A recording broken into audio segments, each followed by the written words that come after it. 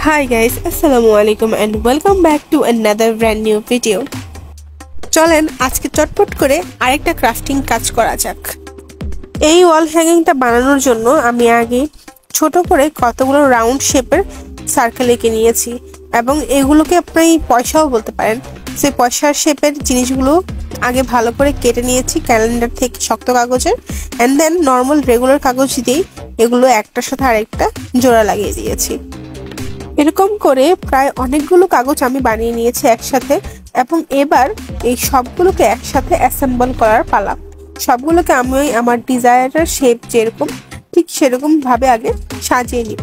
And আমি একটা diamond শেপের মতো করতে চাচ্ছি, তাই এটাকে আগে সুন্দর করে সাজিয়ে নিব এন্ড দেন এগুলোকে সবগুলো একসাথে আমি জোড়া লাগিয়ে দেব। আর এই কাজটা করার জন্য আমি একটা মজার বুদ্ধি বের করেছি। আমার যে ওই সময় সার্কেল কাটার জন্য নর্মাল কাগজের যে কোনাগুলো বেঁচে গিয়েছিল সেইগুলোকে আমি এটার পিছনে জোড়া লাগানোর জন্য ইউজ করছি।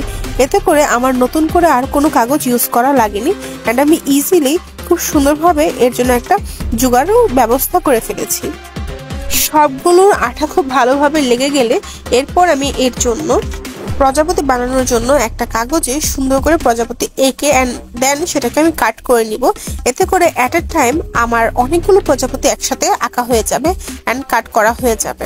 কাগজের শেপটাকে ঠিক এভাবে করে নিলে অনেকগুলো প্রজাপতি কিন্তু একসাথে করা হয়ে যায় এন্ড এই পর্যায়ে আমি প্রজাপতিতে একটু শেপ দিব যেন প্রজাপতিগুলো দেখতে একটু আসল এবং একটু রিয়েলিস্টিক লাগে।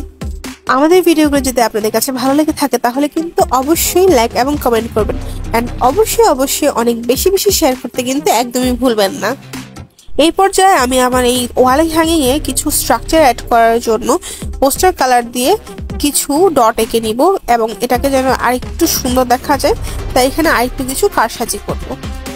সবগুলো ডট শুকিয়ে যাওয়ার পরে এরপর আমি আস্তে আস্তে এখানে আমার প্রজাপতিগুলো আটকে দিব। অবশ্যই প্রজাপতিগুলোকে খুব সুন্দরভাবে আগে আঠা শুকিয়ে নিতে হবে, এরপর আপনি এখানে ফোল্ডগুলো করবেন যেন প্রজাপতিগুলোকে দেখতে আরো অনেক বেশি রিয়েলিস্টিক লাগে। অবশ্যই প্রজাপতির আঠাগুলোকে ভালো করে সেট হওয়ার জন্য সময় দিতে হবে, না হলে কিন্তু প্রজাপতিগুলো একটাও খুব ভালোভাবে সেট হবে না। এই পর্যায়ে আমি এর নিচে একটা ছোট্ট টার্সেল অ্যাড করে দিব। আমাদের ভিডিওগুলি শেষ পর্যন্ত দেখার জন্য অনেক ধন্যবাদ। ঠিক এভাবে আমাদেরকে সাপোর্ট করে যাবেন। আশা করি খুব ভালো থাকবেন। তাহলে কথা হচ্ছে পরবর্তী ভিডিওতে। আসসালামু আলাইকুম, ভালো থাকবেন সবাই।